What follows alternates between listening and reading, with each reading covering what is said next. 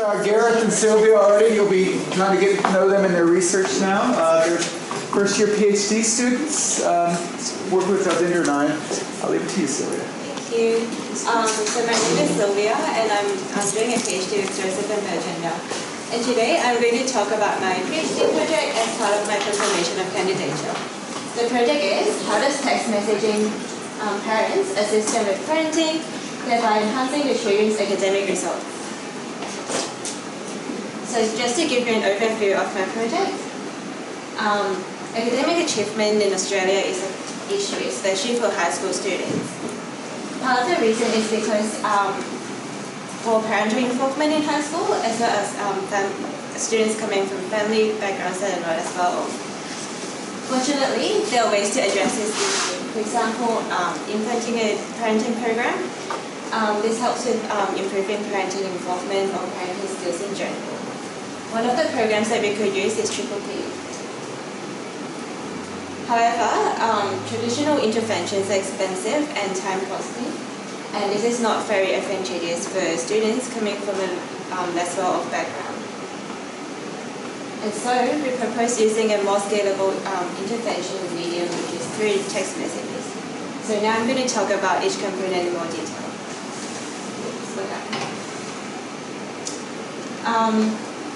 Over 20% of high school students in Australia do not meet their academic milestones. As mentioned, this is partly due to some of them coming from a less well-off family background.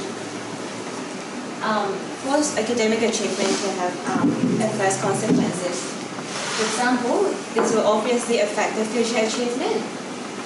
School disengagement could also predict future crimes, as well as drug addiction. So this is a problem that is worth addressing. The transition from primary to secondary school is a particularly challenging time for students. As you can see from this chart, students have a poor academic outcome during the transition period, and there is no suspension rate during the transition period. Students often report that they feel less connected to the school as well during the transition period, and therefore students' academic achievement and their well-being is worth addressing during this transition time as well. There's one way to address this issue, which is to enhance parenting during high school, because good parental involvement in high school could help with the academic achievement, as well as a smoother transition period of time. It's worth noting that the style of parental involvement or parenting is important.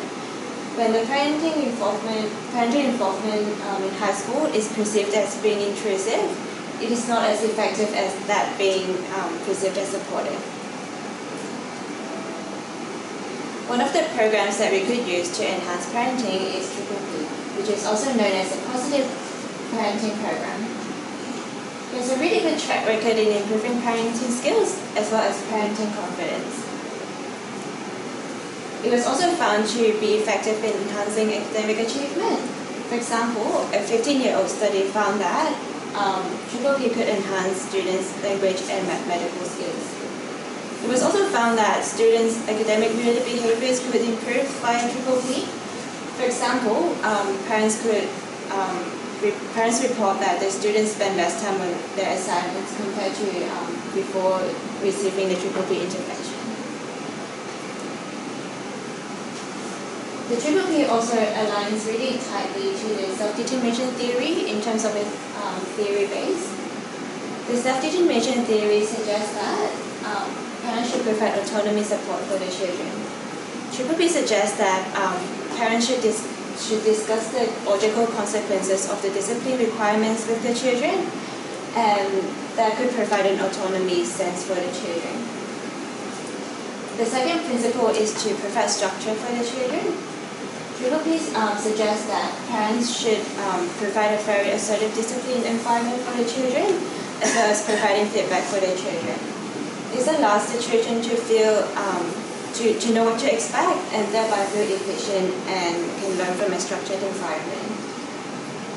The third determination theory principle is that parents should be actively involved in their children and provide warm involvement. Triple suggests that parents should spend quality time with their children, as well as being affectionate to their children. So from there, we can see that Triple has a very strong theory base and is aligned with the self-determination theory as well. Traditionally, Triple is delivered through face-to-face intervention and group intervention, and more recently, it's delivered through the internet and phone sessions. The traditional way is effective, but with a drawback, which is being a bit costly, especially for a family that are not as well off.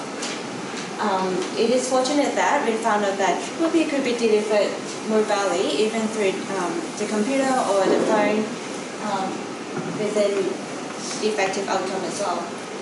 Here we propose an even more scalable means to deliver the Triple P, which is through text messages. As everyone would know, text messages are not costly to deliver, and they're reachable to a lot of their families as well.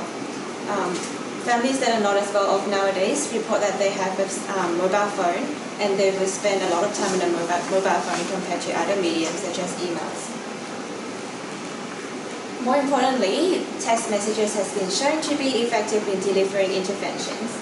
For example, it could help diabetic patients to control their lifestyles, as well as helping parents to reduce their student screen time. So it is a really good outlook in terms of delivering an intervention for parents and to change their behavior. So this comes to my 3 studies. The first study is a literature review, and the second one is a qualitative study. These 2 studies are to collect data for me to design and deliver my text message intervention, which will be discussed in study 3. So study 1 will be a systematic review and a meta-analysis. There are 3 aims to this study. The first one is to collect wisdom from past studies, to design and to deliver our text message intervention. The studies will be collecting studies that involve a parenting intervention via text messages, with the ultimate aim to improve a certain kind of academic achievement or outcome. The second aim of this study is to see whether it's feasible or effective to deliver such an intervention via text messages. And the third aim of this study is to collect information regarding what factors would affect the effect of the intervention, which in other terms, what are the moderators of the effect. The database we'll be using will fall into 4 categories, which are psychological, educational, human resources related, and medical. Specifically, we'll be using ERIC, Precursor Psychology, PsycInfo, Scopus, Medline, and Social Science Premium Collection. The key terms we'll be using will fall into 4 categories as well, which are school, academic achievement, parent or carer, as well as text message. Some key terms that we'll be using are school, grade, parent, and SMS. So after collecting all the articles from the database, we'll be conducting a title and abstract screening. So we'll be reading the abstract and the title of the articles and screen out the potentially relevant ones. Oops, sorry. And then we'll be conducting a full text screening. So from those articles we've picked out, we'll read the full text and actually select the relevant ones.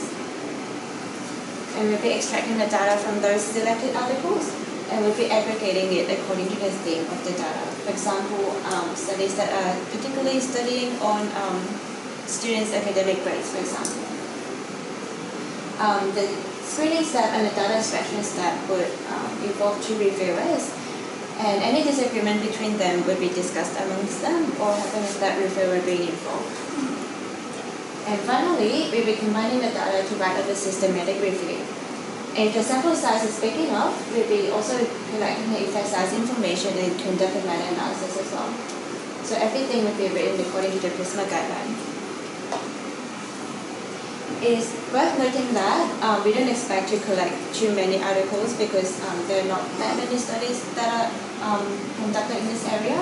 So we expand our scope from only focusing on the high school population to primary all the way to university population. So hopefully from this we collect more articles. So study 2 will be a qualitative study, and we interview parents and teachers.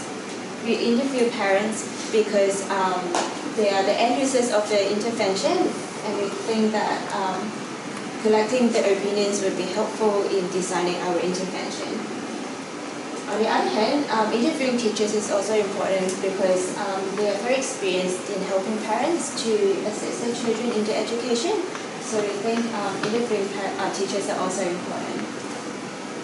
We'll be collecting information regarding the perception of parental involvement, support parents find useful, as well as some particularities issued from their parents. For the teachers, we'll be collecting information regarding what suggestions they find useful for the intervention. For example, what we should include and how we should deliver the messages. For the teachers' interview group, we try to make it very simple and as a simple Q&A session because we don't want to put too much burden on the teachers. But for the parents group, we hope to make it more interactive so we can collect more information from the parents. We'll be recruiting 10 to 20 parents per session, and we'll be hopefully having 1 to 2 sessions. We'll be grouping parents in each session into a group of 5, and we'll be asking them to provide some suggestions about what message they would think would be useful. We'll be then showing them our sample text messages so that they could modify the original responses and to provide suggestions to our sample text messages as well. Some of the sample text messages that we'll be showing are, for example, to provide structure, set 4 or 5 family ground rules. Design them together. Remember, rules should be clear and backed up with consequences if they are broken. What rules do you have already? Do they say what to do rather than what not to do? And to remind parents to be warmly involved with the children, we'll be sending be affectionate hugs, a pat on the back, or even just sitting close, help teens feel loved and cared for. Show affection in ways that you and the teen find comfortable. What can you do to show affection today? So after discussing all the sample text messages, we'll be having a Q&A session with the parents, which also involves collecting some democratic information so we can analyze our data more efficiently and more effectively. Parents will have the choice of discussing the Q&A questions as a group or to write the responses down on a piece of paper. This is to ensure their privacy. So regarding the analysis of the information we collect, we'll be coding the interview answers or responses. So 2 coders will be involved again this time, and any disagreement again would be discussed between them, or to have a third reviewer to be involved and discuss. We'll be coding the information using 2 methods. The first one is the inductive method, which is to code the information according to the theme the information suggests.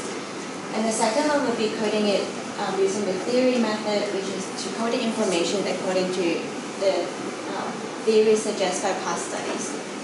We use both coding methods because we wish to have some innovative themes from our studies, as well as hoping that our information will align with past theory as well.